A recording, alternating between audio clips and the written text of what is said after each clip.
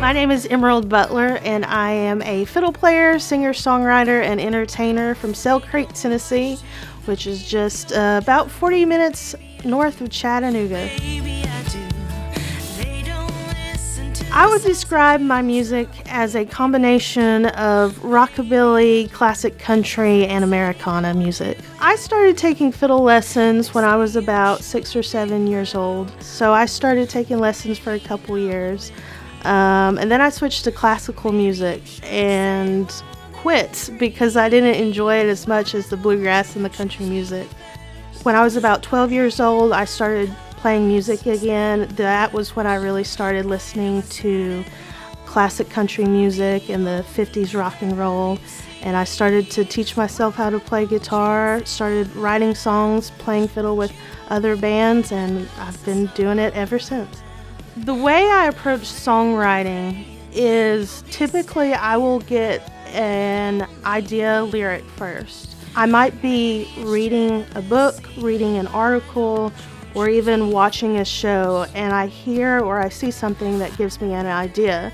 I have a new song coming out. It's called Choose Me First. It was inspired by the television series Daisy Jones and the Six, starring Riley Keough, who's actually Elvis Presley's granddaughter. This one episode, two of the artists were writing a song, and in the episode they start to get kind of vulnerable about how they had both had parents that had left and abandoned them in childhood. And there was something about that kind of just resonated with me.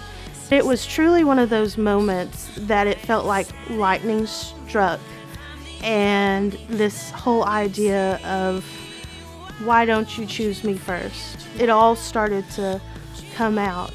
So I'm super excited about it. I feel like it's got a lot of 70s, almost Fleetwood Mac vibes. So I feel like out of all of my songs, this might possibly be a lot more relatable to people. Something that, even if it's not a romantic relationship, whether it's choosing me over addictions or drugs or alcohol, or choosing me over binge watching the TV, spending quality time with someone, I'm hoping that it'll relate to a lot of people.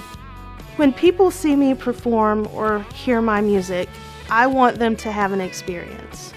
Whether that's an experience that makes them forget all their troubles, or whether that's an experience that maybe they need to cry something out, or that touches them and makes them feel seen or heard or not alone, that's what I want people to remember about my music.